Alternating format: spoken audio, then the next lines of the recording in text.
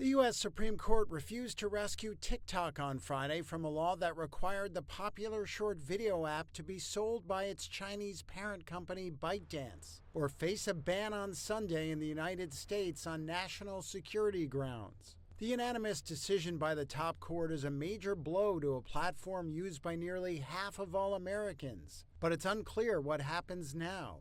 The White House on Friday said implementing the law must fall to the next administration. President-elect Donald Trump, who takes office Monday, will have the authority to grant a one-time extension of up to 90 days on the deadline for a sale. Georgetown University law professor Anupam Chander said he thinks Trump will pursue the extension, but he could take other steps as well. The first thing he can do is ask Congress to rewrite the law, to amend the law to give him more powers and discretion under the law.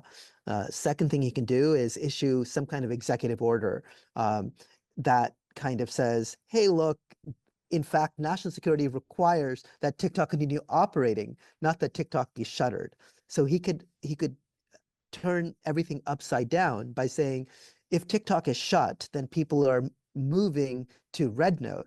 And RedNote is actually a much scarier app from national security purposes than TikTok. The ban is scheduled to go into effect January 19th. When experts say TikTok's about 170 million users in the U.S. will likely still be able to use it because it is already downloaded on their phones. Dan Ives is Global Head of Technology Research at Wedbush Securities. Users will still be able to use TikTok. They won't be able to get updates on the App Store. New users will not be able to upload it.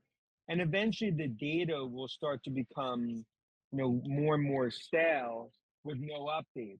Trump said in a social media post, quote, "My decision on TikTok will be made in the not too distant future, but I must have time to review the situation. Stay tuned." President Joe Biden signed the law after it passed by an overwhelming bipartisan majority in Congress. Lawmakers on both sides of the aisle hailed Friday's ruling by the Supreme Court, saying TikTok poses a major threat to national security. On Friday, Trump said he spoke with Chinese leader Xi Jinping on several topics, including TikTok. He has said he would try to find a political resolution of the issue to keep the app operating in the United States.